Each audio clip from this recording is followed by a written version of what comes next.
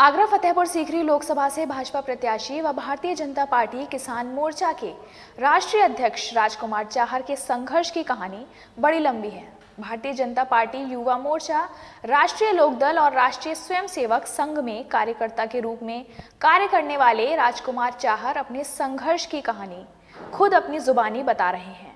आइए सुनते हैं क्या कहते हैं भाजपा प्रत्याशी राजकुमार चाहर। लोकसभा चुनाव वर्ष 2024 की बात हो रही है।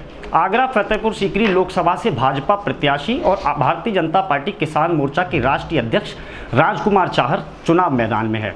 राजकुमार चाहर के संघर्ष की हम बात कर रहे हैं। राष्ट्रीय लोकदल की बात हो, भारतीय जनता युवा मोर्चा की बात हो, कहां से कैसे संघर्ष शुरू हुआ और राजकुमार चाहर यहां तक कैसे पहुंचे, पिछली लोकसभा चुनावों में क्या गतिविधियां रहीं, इन पर पूरी एक विस्तृत चर्चा हम राजकुमार चाहर से कर रहे हैं। आपके अगर राजनीतिक काल की हम बात करें, आपने भारतीय जनता युवा मोर्चा से संघर्ष किया, राष्ट्रीय लोकदल में किया, कैसे ये जीवन शुरू हुआ था? देखिए, मैं तो राष्ट्रीय स्वयंसेवक संघ का स्वयंसेवक हूँ और 1986 में मैंने प्रथम वर्ष OTC की और उसके बाद एक शाखा प्रारंभ की, शिव शाखा शिवनगर में, जहाँ हम रहते थे। तो उसका शाखा कार्यवाह का दायित्व मेरे पास रहा।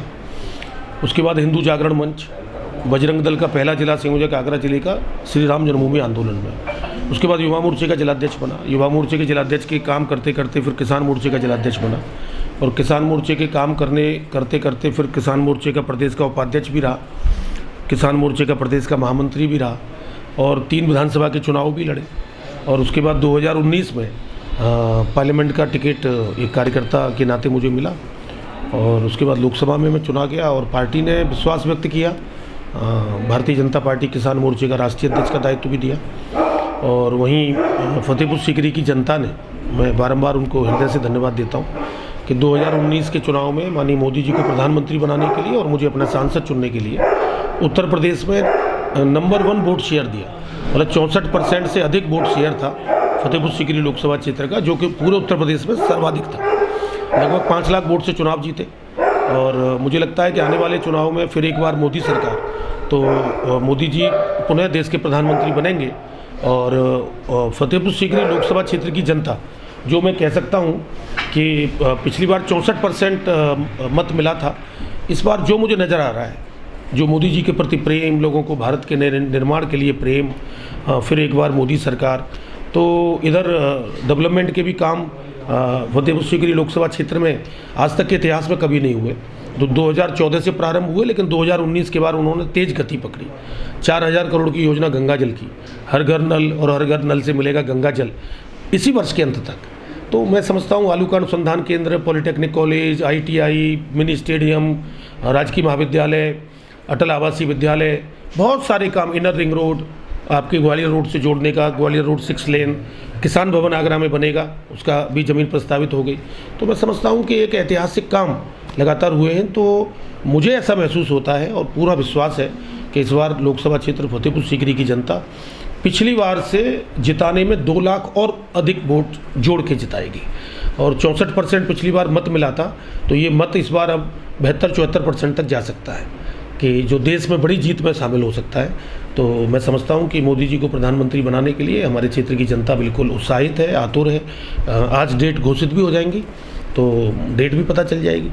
एक आखिरी सवाल ये बताया जा रहा है कि विपक्ष क्यास लगा रहा है कि शायद बब्बर को दोबारा यहाँ मैदान में उतारा जाए, क्या कुछ संयोग बनेगा या बब्बर केवल अपने ग्लैमर के चलते कुछ वोट काट पाएंगे? देखिए, राज बब्बर साहब हमारे बड़े भाई की तरह हैं और व्यक्तिगत रिश्ते अपनी जगह होते हैं, राजनीति अपनी जगह होती है। पिछली बार 2019 में राज बब्बर साहब चुनाव लड़े थे कांग्रेस पार्टी से और वो उनके प्रदेश अध्यक्ष भी थे। जनता ने लेकिन कांग्रेस पार्टी को स्वीकार नहीं किया और हाथ का चुनाव चिन्ह पहले भी कांग्रेस का यही था और आज भी यही है। राहुल गांधी भी वही थे और आज भी राहुल गांधी हैं। तो 1,72,000 वोट कांग्रेस पार्टी को मिले थे और कांग्रेस पार्टी लगभग 5 लाख वोटों से पराजित हुई थी। तो कोई नई बात तो कुछ है नहीं। अगर वो लड़ने आना चाहते हैं तो स्वागत है, आए लड़े। वो सबकी अपनी पार्टी जिसको कैंडिडेट बनाती है, तो कोई भी लड़े, बसपा से कोई भी लड़ेगा, सपा कांग्रेस से कोई भी लड़ेगा। तो इन सब चीज़ों का तो कोई बहुत अर्थ है नहीं। राजनीति में चुनाव होता है इसीलिए होता है कि भाई कोई ना कोई प्रत्याशी होता है, लेकिन प्रत्याशी बहुत एक छोटी चीज़ हो जाता है। बात हो जाती है विचारधारा की, बात हो जाती है किस दल से कौन आ रहा है, बात हो जाती है कि उस दल का नेता कौन है। और उस दल की नीयत कौन है। तो माननीय प्रधानमंत्री नरेंद्र मोदी जी को प्रधानमंत्री बनाने का चुनाव है, और अब मोदी जी और राहुल जी में लोगों को अंतर पता भी है। तो मैं समझता हूं कि ये कमल का चुनाव चिन्ह है जो राजकुमार चाहर को दिया है। मैं तो एक निमित्त मात्र हूँ, एक छोटा सा कार्यकर्ता हूँ, एक किसान का बेटा हूँ,